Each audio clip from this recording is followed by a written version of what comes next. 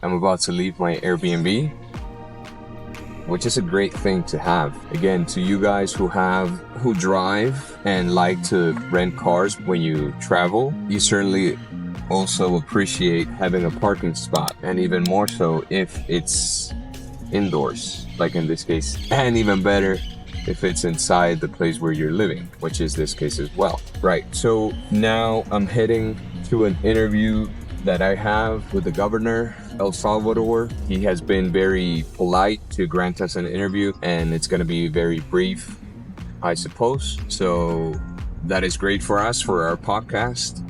And that also tells and shows, the kindness and the goodwill of the Salvadorans, right? And also the politicians here, at least this political party, Nuevas Ideas, which means new ideas, right? Because prior to coming here, I heard the president saying, "Oh, you guys are welcome to come. If you don't believe me, if you think this is a dictatorship, if you think that people are, whatever, you're welcome to come and ask people around." And we've done that, right? We've said, okay, we're gonna go, but not to challenge, but just to come and check, and to know the place and to check for, the security. So yeah, once here, I have talked to people are happy. So the fact that this governor and the political party are open to speaking to us, right? While we're not a major TV channel, I find that it speaks very well about them. It's not like, maybe other non-democratic places, or more, I would say, where they have a dictator, right? And you're limited. You can't say anything. You can't talk to them. Can't visit. Visitors are not welcome.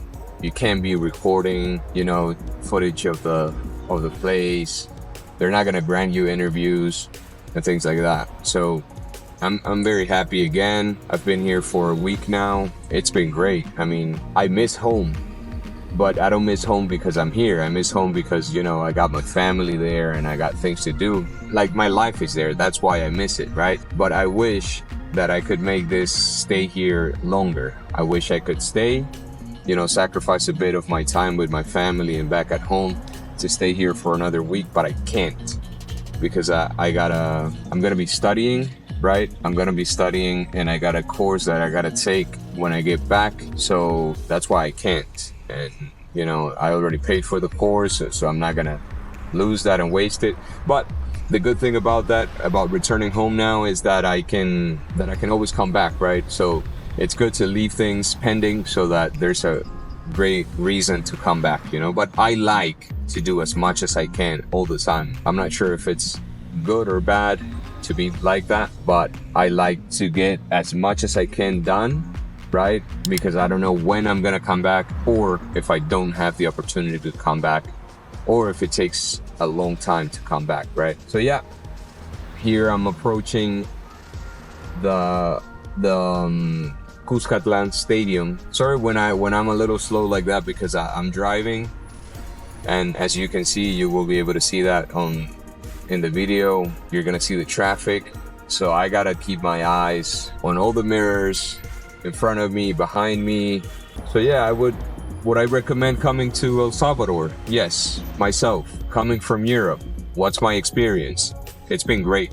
This whole week, it's been great. The food, I love the food. I haven't tried all the food, of course, but what I've tried, especially the pupusas, I mean, I don't think there's one person who comes here, unless you're allergic or whatever other reason you may have, right? But I guess that most people who come here, they try the pupusas. And I've tried different pupusas. I've tried pupusas that the Salvadorans eat, like, in the street, like street pupusa, which I think would be, like the more real pupusa that any Salvadoran knows, because they buy it themselves in the street, right? And I've tried pupusas at shopping malls, and they're also tasteful. I think that the best pupusa that I've had was at a house, at a home, right? And it was homemade pupusa, and obviously it wasn't made to sell. Therefore, profit wasn't something that they considered when they made it. What that means is that it had more cheese, for instance, and more, of the expensive ingredients. because when you cook at home, you don't mind that. You're doing it for yourself, or if you have a guest, you do it for your guest, and it doesn't matter the price, like how much it costs you, right, to make it. So that was the best pupusa. Shout out to them, to a psychologist who I interviewed. His wife was very kind, and after we finished the interview, she offered to have pupusas as dinner, and it was very, very tasteful. That's one thing that you have probably experienced in other countries, not only here. I know in Colombia or many other countries where you would go and you give yourself the opportunity to speak to the locals and you make friends with the locals. I'm sure you've experienced something similar. They would invite you to eat, to have breakfast, dinner, a snack, whatever with them, and also many other cultures, I guess. But this one in particular, this comes from a Latin American person speaking here. We are like the Latin Americans, but I would say that Salvadorans have an extra touch of kindness, of warmth, and welcoming. If you have been here and you agree with what I'm saying, right? Because you've experienced it yourself, and you've been to many other countries in Latin America, please tell me in the comments which other countries you found very similar to El Salvador. Again, all Latin American countries, I guess we have that warmth, that touch, Hispanics in general. But what I'm saying is, if you would compare it to the kindness of El Salvador. Because I heard here, right, that apparently even other Central Americans, like from Guatemala, Nicaragua, and things like that, that they also like and admire the Salvadorans for their kindness. But in my experience, I can say that Guatemalans, in the very few days that I stayed in Guatemala, the people there were also warm, and I like the way we were treated. We went to a wedding, so that was fun. That was nice. So that's a great thing. As you can see, the traffic here is crazy, and it's very, right? So as you can see, this is crazy here. And I'm not sure, you can tell me if you're from here and you're watching this. I don't know if there are shortcuts to the streets, if there are ways you can avoid this besides waking up early, because I think that's the only shortcut. Because a lot of people get up and get on the road at 5 a.m, or I don't know if earlier, to get to their locations. Or from whatever part of the world where you're at and you're watching, please tell me where you can experience something similar to this. I mean, there's traffic everywhere nowadays. I know that.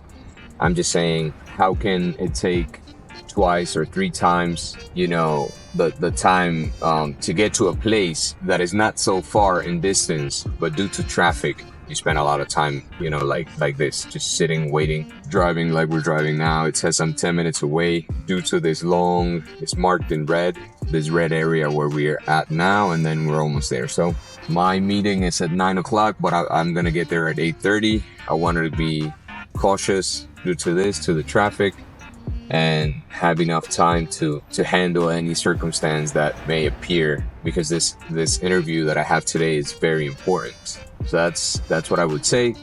And again, I want to give a shout out, and I want to thank Ronald Rent-A-Car, San Salvador, here in El Salvador. They have been very kind, as I have said before, and I'm very, very happy with this car, with this truck.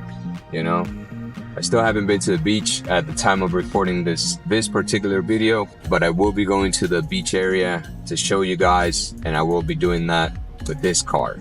These previous days, I would say maybe I didn't need a car because I was in the city center.